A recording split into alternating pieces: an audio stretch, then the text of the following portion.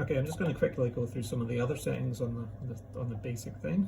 So when you've loaded your channels in, which is probably the one thing that you'll always have to do, the other ones you don't normally need to adjust, but let's just show you very quickly.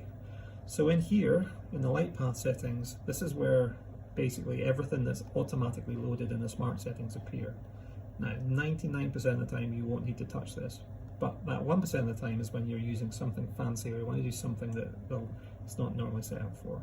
So you can actually work out what's going on here. Before DAPI, what does it do? You know, after DAPI, what does it do, right? So it does a whole bunch of things, and it's loading in different boxes and filters and things. Normally, you don't need to touch it, so therefore normally you can keep it shut.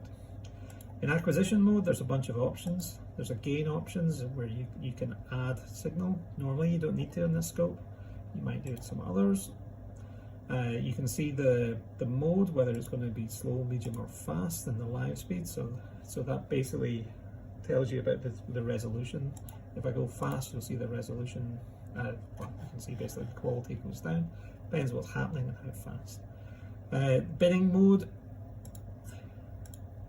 is a way of sort of amplifying signal. So a 1x1 bin takes 1 pixel and shows you 1 pixel. But if I go up to a 5x5 bin, it takes a localized, and you see how everything's saturated now? So what it's doing is adding together a 5x5 grid and giving you the signal from that. So it's a way of amplifying signal if you've got a really weak sample, but losing resolution by doing so. So I'm going to go back to 1-to-1, 1x1, so this is back to normal again.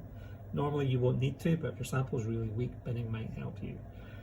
Below that is the acquisition region of interest, so you can control this box size where you're making, you can see now I'm imaging a smaller area, I'm going to make it bigger again, so I'm going to go back to the full size, right? So you can decide what you're actually imaging. There's maximizing and center and various different size options where you could directly control it as well as drop downs. So the old school standard microscope camera was a 512x512 pixel, so that used to be what people would do. But now you can do any size you want. So if you ever want to do like just this, if I did this, this would be like a square image of exactly that. But I'll go back to the maximum image size. Really depends what you're wanting to do. Post-processing, there's noise filters and unsharp masks. These things are usually, I would suggest, not being used in normal imaging. So it's something to think about if you really need to. Anything that you do here absolutely has to be mentioned in your methods section. But like, you obviously talk about everything, but this needs to be highlighted because it's a non-standard processing event.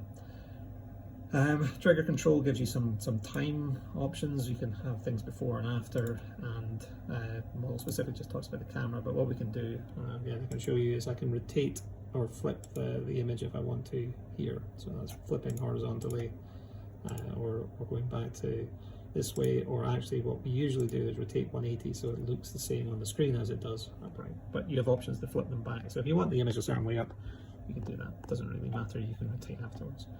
Okay, that's acquisition mode. Habitable mode, I'll make a separate video for. Focus strategy, I'll do the same as well. But the last one you want to do, so information experiment will tell you all this stuff, that's fine, but the autosave function is a useful one for you to do. So this is pretty intuitive. If you want autosave to happen, which you usually do, click on autosave, then click on the 3 little dots. A folder will appear, and then find the data drive and find an appropriate folder in which to, or create an appropriate folder to put your work. Name that folder in an intuitive way, and then automatically have a subfolder with a name that's going to make sense. The more information you put in here, the better. Now, good practice is also to create a Word document with a text README file that goes in each folder that explains the experiment in detail, that then can link into your lab book and tell you all the details.